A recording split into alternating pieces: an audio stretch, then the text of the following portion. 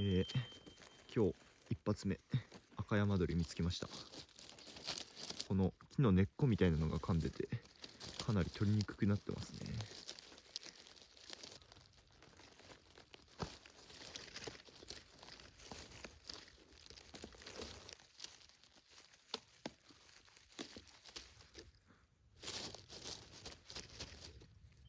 取れました。形はいびつですけど、ほらこのナメクジに食われた跡とか見るとあんまり細かい穴はたくさん開いてないっぽいんで、結構状態はいいみたいですね。まあそれもそのはず、この辺もう気温もかなり落ちて、今朝6時くらいですけどだいたい17度くらいですかね。結構涼しいです。いやー嬉しいですね。結構ずっしりとしていて重みがあります。このキノコはすごく味が濃くて、炒めると黄色い汁が出てくるんですけど、一緒に入れてた他の食材も全部黄色になって味も赤山鳥に染まる、そういうことが結構あります。今日はねこのキノコ目当てで来てるんで、また何本か取れたらいいなと思います。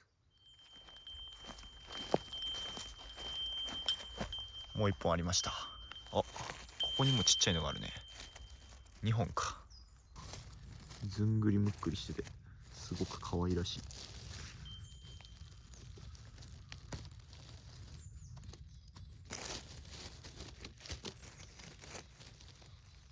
これすごいね。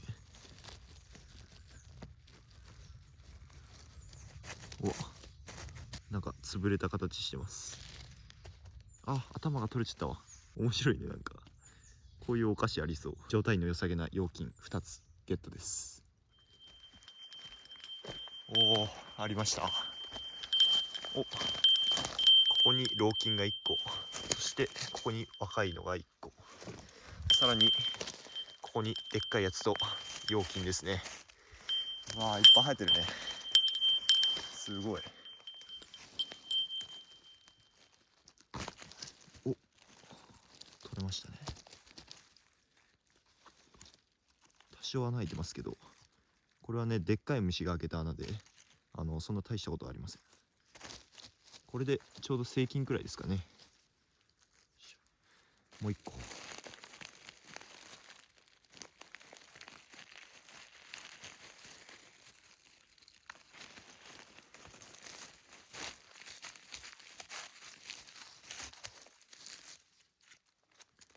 ちらもかなり身が締まっており虫も少なそうです。これはちょっとさすがに古すぎますけど、これは完璧ですね。すごいなんか脳みそみたい。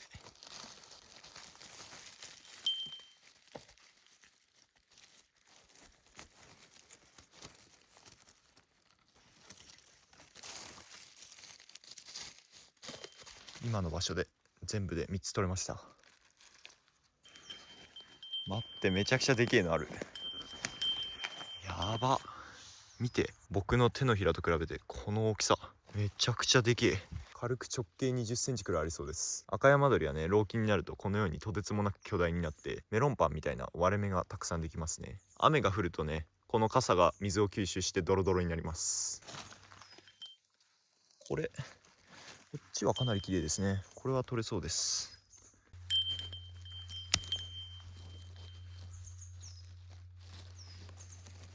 深い。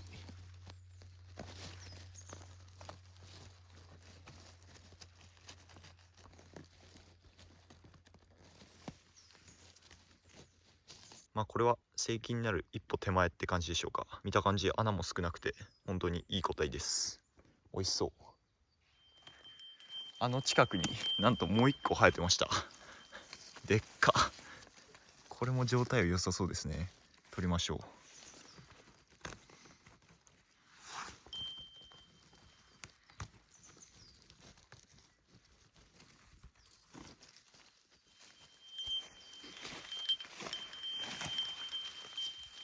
これはこれ山井口ですね。取ってみましょうか。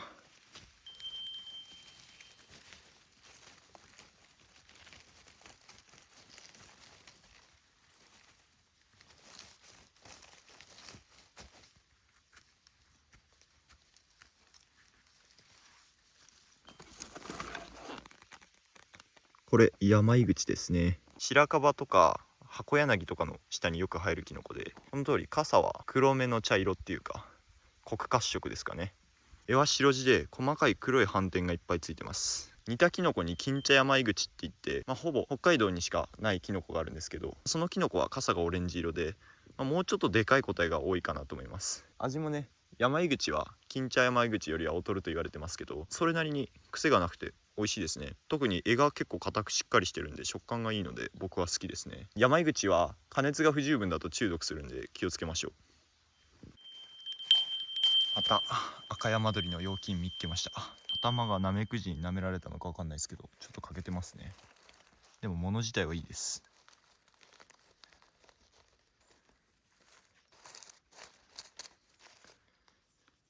ちっちゃくて可愛いですね。キノコはね、割と陽金と老金ではね、結構食感や味わいが変わってきたりするんで、この若いうちにとっちゃうのもったいないなって思う人もいるかもしれないですけど、この頃のやつじゃないと傘の硬くコリコリした弾力のある食感は楽しめないんで、この手のキノコは普通にちっちゃいうちでも全然取っちゃいますね。あまりにもね、親指サイズとかだったらさすがにやめますけど、これくらいだったら僕は全然取っていいかなと思います。老金は老金でまた別の使い方がありますが、赤山鶏の老金の場合は傘がブヨブヨして炒め物とかにするとね、フライパンにすごいくっついちゃったりしてあんま美味しくないんで、スープとか、汁物にするといいかなと思います。あとはドライにしてだし用に使うとかいろいろありますけど、僕はそういう風に使い分けてますね。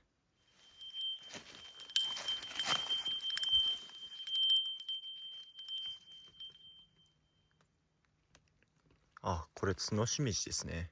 見ての通りすごくふわふわとした可愛らしいキノコ。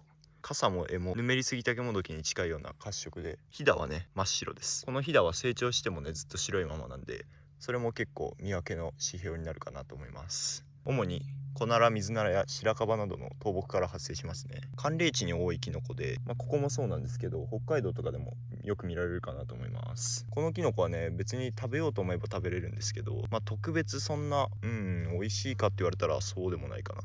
食べれなくもないですけどね、今回はスルーします。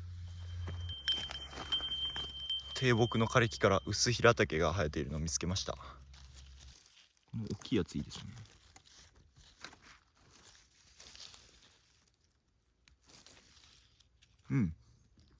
ひだも綺麗な白色で、今のところ虫も見えませんね。いいやつです。他はちっちゃいんで残しておきましょうか。薄平竹という名前の通り、平竹を平べったくしたようなそんな見た目をしてます。すごく薄い。よく似ていると言われる毒キノコの杉平竹との見分け方、いろいろ違いはあるんですけど、一番大きいのはね、このはっきりとした柄の構造があるかどうか。平竹系のキノコって柄があるのかちょっと分かりにくいことが多いですけど、実はこの膨らんでる部分、これ柄なんですね。杉平竹にはこのような突起はなく、木から外すと突起をなくしたようなこんな感じの見た目してますね。あと薄平竹は基本的には真っ白ではなく薄い灰色をしてますね。日陰の個体とか雨をかぶった個体だと割と白っぽい個体があるんですけど、これもそうですけどね、わずかに色がありますよね。この辺が違いかな。あと生えてる木、薄平竹は広葉樹、基本的に広葉樹から生えますけど、杉平竹は針葉樹の朽木から生えます。針葉樹と広葉樹の見分け方があんまりわからないって方は倒木のね樹皮の有無を見てもらうといいかなと思います。薄平竹は基本的にこのように樹皮が残っている木からよく生えますが、杉平竹に関しては結構脆くて原型をとどめてないような朽木から発生するんで、その点でも見分けがつくかなと思います。これなんでしょうね。1本だけ取ってみましょう。これ色変わりの何かですね。こっちもそうだよね。素早く変色する面白いキノコですね。試しに何か書いてみましょうか。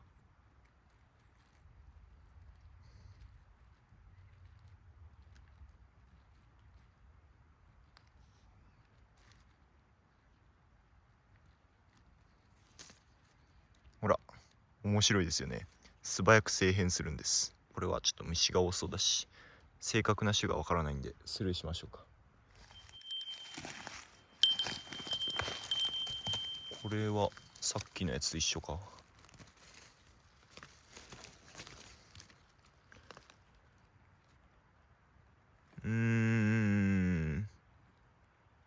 これはどっちだろう。多分アメリカ裏紅色代わりなんですけど、なんか若干バラ色裏紅色代わりみたいな色もしてる。怪しいですね。こっちも撮ってみましょうか。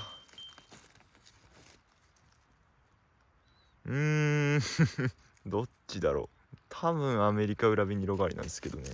うわ、触れた部分がすごい真っ黒になった。おそらくアメリカ裏ビニロガリで合ってると思います。ただちょっと不安が残るんで、今回はスルーしておきましょうか。バラ色裏ビニロガリっていうのはね、最悪死んじゃうレベルの猛毒菌なんで、ちょっと怪しい個体はね取らない方がいいかなと思います。ここにもあったわ、同じやつ。多分アメリカ裏ビニロガリなんだよね。赤山鳥いっぱいあるしスルーしましょう。うわー、超綺麗、めっちゃいいじゃん。これも赤山鳥ですね。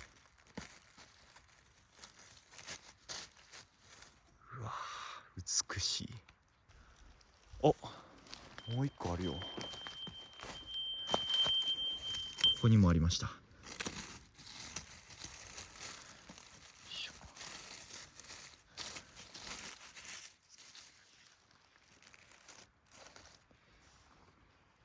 お団子みたい、可愛いですね。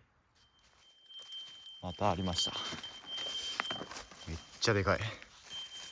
うわー、すごい立派だ。なんかハンバーグっぽい。いや、ミートボールか。こんなでかいミートボールないですけどね。こ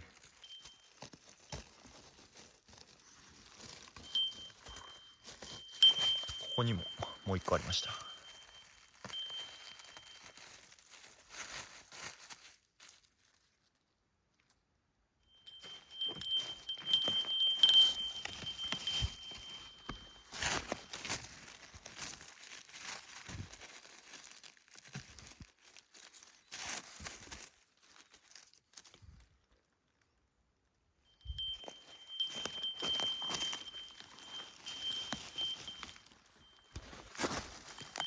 これはコガネヤマドリですね。寒冷地によく生えてくる結構大型のイグチ科のキノコで、全体的に柄も傘もオレンジ色なのがわかるかなと思います。このキノコも食べられるんですが、ちょっとね、傘の状態から見て老菌でかなり古くなっているんで、今回はスルーします。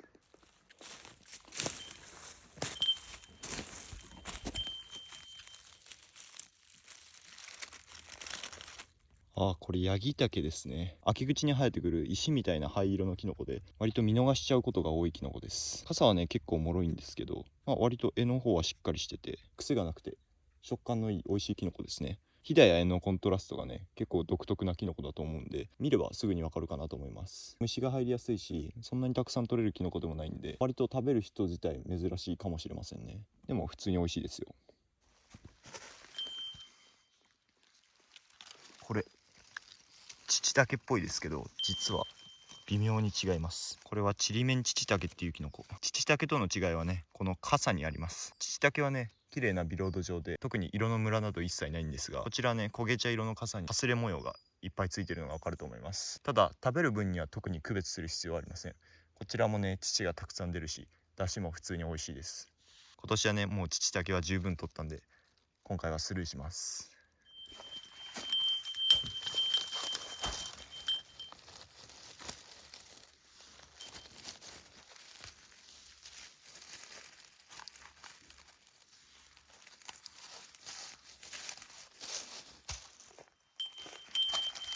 また見つけました。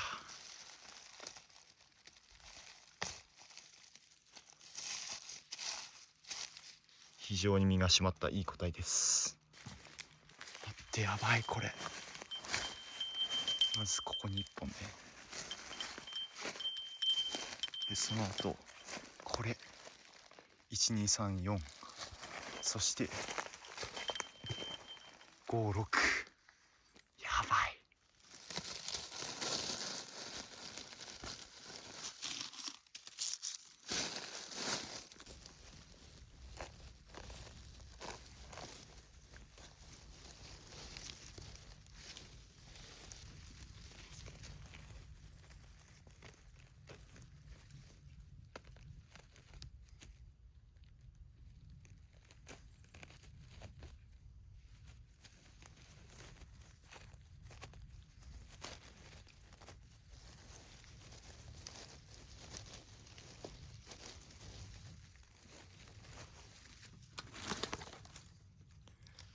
げえ、これはやばいです。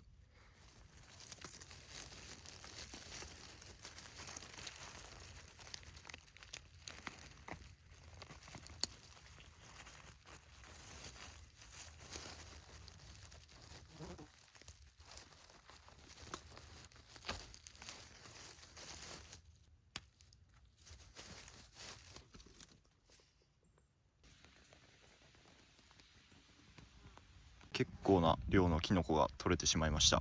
こんなに取れるとは思ってなかったんですけどね。今年は赤山鶏不発の年かと思ったら、9月になってからね、一気に勢いを取り戻したみたいで、すごい数生えてました。持ち運んでくる時に結構頭が取れちゃったやつとか、あとヤギタケが完全にもう破壊されてしまったりとか、いろいろあるんですけど、まあでも食べる分にはね、何ら変わりませんから、ひとまず良かったなと思います。嬉しいです。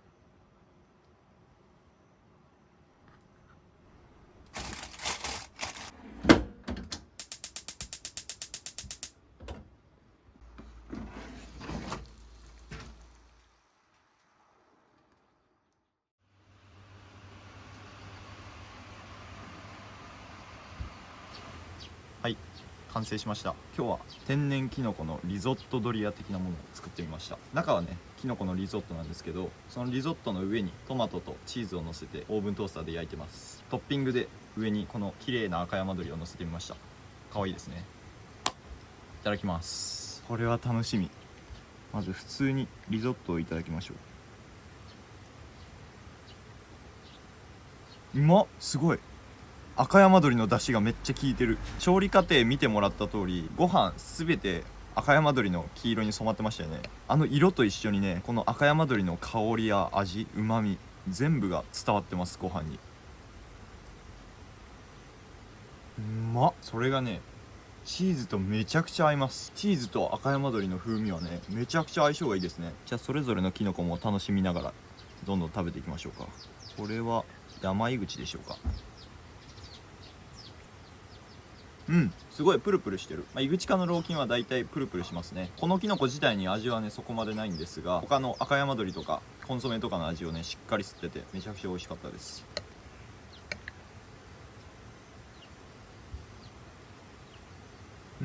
赤山鶏の傘プルプルでコリコリだわ。この料理のベースとなっている赤山鶏本体はめちゃくちゃ味が濃い。うまい。トマトもいいね。トマトチーズ赤山鶏相性抜群すぎるわ。お、これヤギタケじゃないですかね。いただきます。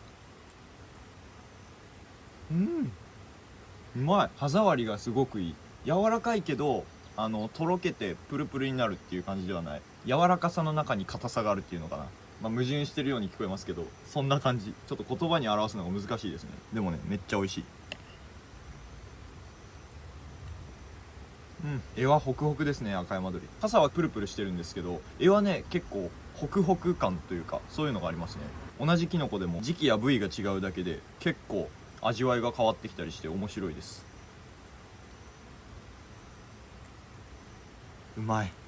うますぎるわ。焦げ目のついたチーズの香ばしさ、それがね赤山鶏の香りとめちゃくちゃマッチしてる。ピザがめちゃくちゃうまかったんでこいつも相性いいだろうなと思ってたんですけど、やっぱり最高ですわ。お、これは薄平竹ですね。歯切れがいいね。平竹ってちょっとキノコ臭さっていうかなんか独特な臭気があると思うんですけど、薄平竹はねそういうのが全くないんですよね。だからキノコ嫌いっていう人でも薄平竹食べたらまたちょっと変わってくるかもしれないです。食感がダメだっていう人はちょっと無理かもしれないですけど、キノコ特有の粉っぽいような不思議な香り、あれが苦手な人だったら薄平竹食べたらまたちょっと違う感想を持つんじゃないかなと思います。よし、でっかいトッピングもいただきましょう。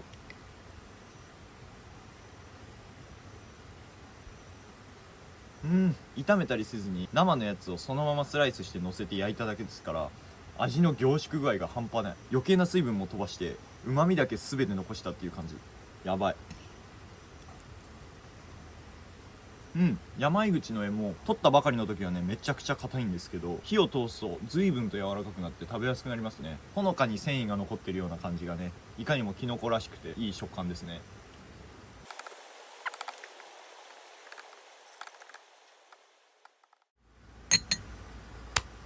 ごちそうさまでした。チーズ使った料理ピザ以外だと何気初めてかもしれない。赤山鶏とチーズは相性がめちゃくちゃいいです。赤山鶏はとにかく味が濃くて炒めたりすればね黄色い煮汁がどんどん出てきて周りの食材に香りを移しやすいんで、こういうリゾットみたいなのはやっぱりめちゃくちゃ美味しく仕上がるなって改めて感じました。それにチーズと合わせることで赤山鶏の香りが強すぎなくていいかも。赤山鶏単体だとねうまいんですけど、人によってはちょっと濃すぎるって感じるかもしれない。でもチーズが合わさることでそれがねうまく相殺されるというかバランスが良くなるんですよね。赤山鶏のリゾット、ドリア、グラタンなどいろいろありますが、試しに作ってみてはいかがでしょうか。それでは本日の動画はこの辺で終わります。ご視聴ありがとうございました。